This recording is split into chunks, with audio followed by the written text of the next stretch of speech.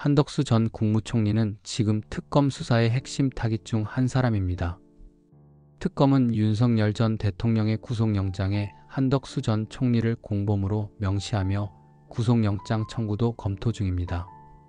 혐의는 허위 공문서 작성과 행사, 대통령 기록물법 위반, 공용서류 손상 등입니다.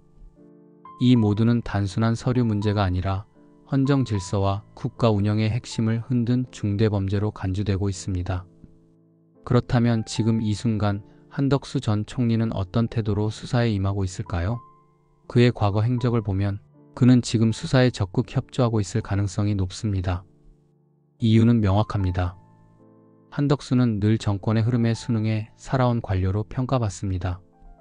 김영삼 정부부터 윤석열 정부까지 보수와 진보를 넘나들며 어떤 정권에서도 핵심 요직을 맡아온 인물입니다. 풀보다 먼저 눕는 사람이라는 표현이 괜히 붙은 게 아닙니다.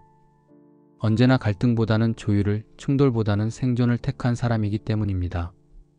이번 계엄 선포문 사건에서도 그는 처음엔 서명에 응했지만 이후엔 강희구 전 대통령실 부속실장에게 전화해 사후에 문서를 만들었다는 게 알려지면 또 다른 논쟁이 생기니 내가 서명한 건 없던 일로 하자며 문건 폐기를 요청한 것으로 조사됐습니다. 이미 이 장면에서 그는 자기 책임을 줄이기 위한 선긋기를 시작했다고 볼 수 있습니다. 수사에서도 마찬가지입니다.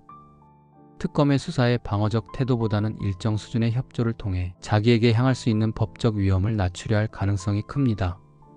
하지만 문제는 그렇게 협조하더라도 그가 구속 기소될 가능성이 여전히 높다는 점입니다. 단순히 서명만 한 것이 아니라 사후에 만들어진 계엄 선포문을 대통령의 국법상 행위로 포장하는 데 일조했고 결국 이를 폐기하는 데까지 관여한 정황이 확인됐기 때문입니다. 이는 문서 조작과 은폐를 넘어 위헌적 권력 행사에 가담했다는 혐의를 뒷받침하는 요소들입니다. 아무리 협조하더라도 책임을 피하기 어려운 구조인 것입니다. 이런 상황에서 한덕수 전 총리는 지금 어떤 심리 상태에 있을까요? 겉으로는 특유의 절제된 말투와 이성적인 태도로 평정심을 유지하려 애쓰고 있을 겁니다. 그러나 내면에서는 극심한 압박감과 심리적 혼란이 뒤섞인 상태일 가능성이 매우 큽니다. 그가 느끼는 압박은 단순히 구속이라는 법적 처벌에 대한 두려움에 그치지 않습니다. 그것은 자신이 수십 년 동안 쌓아온 관료적 명성과 신뢰가 무너지는 상황에 대한 공포일 것입니다. 또한 과거 어떤 상황에서도 본인의 처신으로 위기를 피해왔던 경험이 있었기에 이번에는 왜 예전처럼 빠져나오지 못하는가라는 당혹감 역시 클 것입니다. 그가 느끼는 혼란의 핵심은 자신이 의지해온 질서와 시스템이 더 이상 작동하지 않는다는 사실입니다.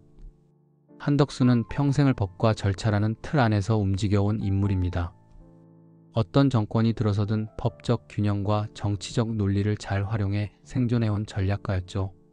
그런데 이번에는 윤석열 전 대통령이라는 특정 정치인의 통치 스타일에 깊이 관여한 결과 그 체제가 붕괴하면서 자신까지 함께 법적 책임의 한복판에 놓이게 된 것입니다.